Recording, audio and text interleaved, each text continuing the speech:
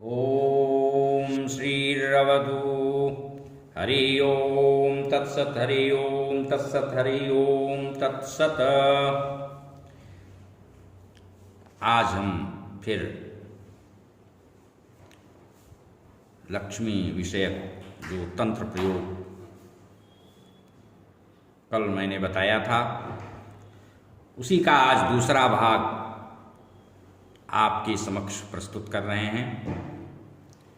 अयोध्या स्थित काल कुलालय तपस्थली से अनवरत गतिमान हो रहे इस बहुजन हिताय सर्वजन सुखाय महद मंगल मनमोदकर लोकोपकारक जीवनोपयोगी बहुपयोगी वाचिक सारस्वत समारोह में सभी सुधी सद्भावी सुजनों सुहृदजनों स्वजनों और साधकों का अंतस से हार्दिक स्वागत है। सर्वप्रथम हम एक अति लघुकाय लक्ष्मी स्तोत्र को प्रस्तुत कर रहे हैं और इस स्तोत्र का प्रतिदिन पाठ करने से अचल स्थिर श्री की लक्ष्मी की प्राप्ति होती है। त्रैलोक्य पूजिते देवी कमले विष्णु बल्लभे यथा त्वम् अचला कृष्णे तथा भवमयी स्थिरा। ध्यान से सुने, दोबारा इसी का वाचन कर दे रहा हूं। त्रैलोक्य पूजिते देवी कमले विष्णु बल्लभे यथा त्वम् अचला कृष्णे तथा भवमयी स्थिरा। ईश्वरी कमला लक्ष्मीश्चला भूतिर्हरिप्रिया पद्मा पद्मालया संपद्दुच्चैः श्रीपद्मधारिणी। पद्मा पद्मालया संपद्दुच्चैः श्रीपद्मधारिणी। द्वादशैतानि नामानि लक्ष्मीं सम्पूज्य यः पठेत् स्थिरा भवेत् तस्य पुत्रदारादिभिः सह। स्थिरा लक्ष्मीर्भवेत् तस्य पुत्रदारादिभिः सह। यह स्तोत्र बहुत ही प्रभावशाली है। नवरात्रि या दीपावली अथवा किसी भी शुक्रवार से स्नानोपरांत गुरु गणपति का मानस पूजन स्मरण करके प्रतिदिन इसका 21 बार पाठ पारायण करें और किशमिश का भोग लगाकर प्रसाद वितरित करें। किशमिश में थोड़ी मिश्री भी मिला लें। प्रसाद विशेष करके 10 वर्षीय कन्याओं को प्रेम से खिलाएं। कभी कभी पूर्णिमा को गोदुग्ध में मेवे की खीर का भोग प्रसाद बनाकर भगवती लक्ष्मी को समर्पित करें और तदनंतर परिवार सहित इष्ट मित्रों में अन्यों में उसको वितरित करके प्रदान करके स्वयं भी ग्रहण करें। ऐसा कम से कम संवत्सर पर्यंत यानी 1 वर्ष पर्यंत अनवरत बिना क्रम भंग के करते रहने से साधक के कर्ता के घर में अचल स्थिर लक्ष्मी का अभूतपूर्व ढंग से वास होता है। दूसरा प्रयोग हम जो बताने जा रहे हैं यह भगवती ललिता का है। तंत्र साधना में 10 महाविद्याएं और उनकी अंगभूत विद्याएं 2 कुलों में विभक्त हैं।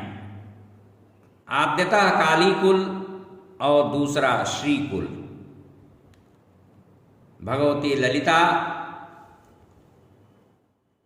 राजराजेश्वरी, उन्हें ही षोडशी या त्रिपुर सुंदरी कहते हैं, उन्हीं की भेद हैं भगवती ललिता और बाला।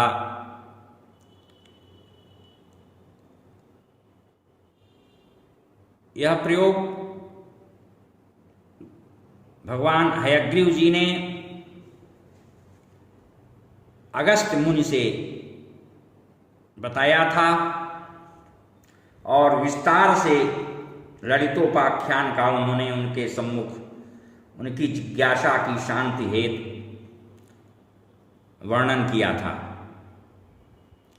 ललिता सहस्त्र नाम शीघ्र सिद्धिदायक है। यह समस्त तंत्रों में प्रमुख है। जो भी श्री यंत्र पर बिल्व पत्रों द्वारा अथवा कमल या तुलसी की मंजरी से सहस्त्रनामों से ललिता देवी की अर्चना करता है और तत्पश्चात महालक्ष्मी स्वरूपा उनके पंचदशाक्षर अर्थात 15 अक्षरों वाले लक्ष्मीप्रद मंत्र का गुरुमुख से उसे प्राप्त करके सुन करके जप करता है, उसके ऊपर लक्ष्मी की अपार कृपा वृष्टि होने लगती है। इस सहस्त्र नामावली का सदा नियम पूर्वक पाठ करना चाहिए और यदि संभव हो सके तो स्फटिक के श्री यंत्र का नित्य उपर्युक्त विधि से पूजन जजन जप भी करते रहना चाहिए। इससे प्रभूत धन धान्य संपदा की प्राप्ति के साथ साथ साधक को उपासक को भोग मोक्ष दोनों मिलता है। संभव हो तो विनियोग ध्यान पूर्वक न्यासादि कार्य भी संपन्न कर लिया जाए। यह विशेष रूप से श्रीप्रद प्रयोग है। खीर का भोग लगाते रहने से भी भगवती प्रसन्न होती हैं। गुलाब कमल के पुष्प इन्हें परम प्रिय हैं। सूर्य और भैरव से भी भगवती ललिता सेव्य हैं। वाम मार्गियों की भी स्वामिनी हैं और त्रिगुणात्मिका भी हैं।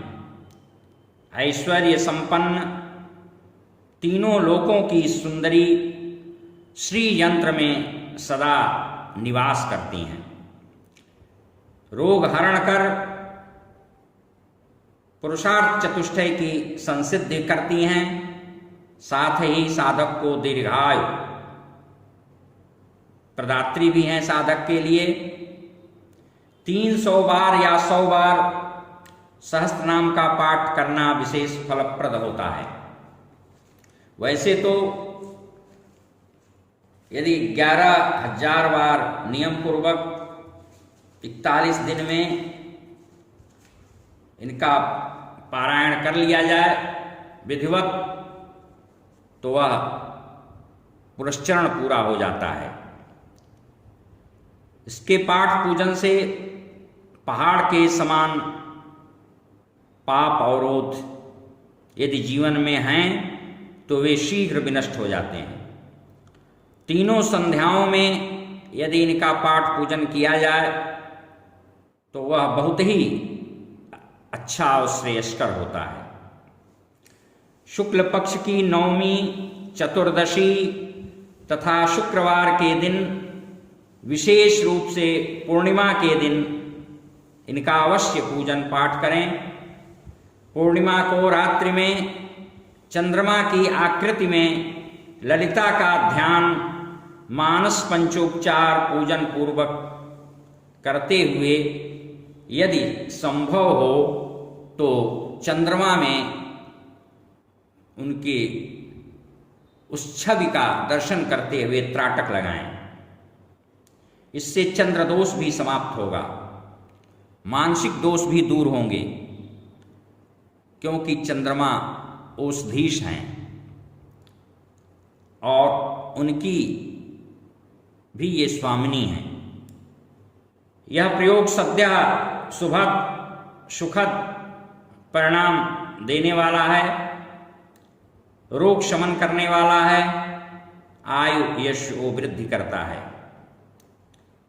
इनके हवन का भस्म रोगी के सारे शरीर में सहस्त्र नामावली से, इनके मंत्रों से अभिमंत्रित करके यदि लगाया जाए, लेप किया जाए, तो उससे रोगों का शमन होता है। इनके उपासक के ऊपर कोई अभिचार प्रयोग, तंत्र प्रयोग सफल नहीं होता और शत्रुता करने वाला धीरे धीरे विनष्ट हो जाता है। चंपा, चमेली, मोगरा, कनेर, कुमुदनी, कुंद, केसर, केतकी आदि पुष्प इन्हें बहुत ही प्रिय हैं और महानवमी के दिन इनकी पूजा अवश्य करनी चाहिए। नवरात्र में विशेष करके खीर सहित पुए का भोग भी लगाया जाना चाहिए। श्रृंगार की, सौभाग्यवती स्त्रियों के श्रृंगार की पूरी सामग्री, वस्तुएं इन्हें समर्पित करके किसी सधवा जरूरतमंद स्त्री को अष्टमी के दिन दान करें। उससे जिस कन्या की शादी में अवरोध आता होगा वह अवरोध समाप्त होगा और उसका विवाह शीघ्र हो जाएगा तथा दान करने वाले की सुख समृद्धि होगी, सौभाग्य की वृद्धि होगी।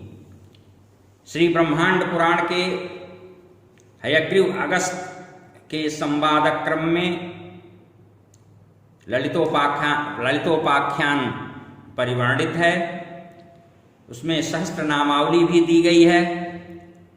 स्वतंत्र रूप से भी इससे संबंधित पुस्तकें आपको बाजार में उपलब्ध हो जाएंगी और अपनी मनसा, समीहा, अभिलाषा, श्रद्धा, भक्ति के अनुसार आप इनकी उपासना करके भोग मोक्ष दोनों प्राप्त करके इस जीवन को सार्थक सिद्ध कर सकते हैं। हरि ओम, शांति शांति शांति।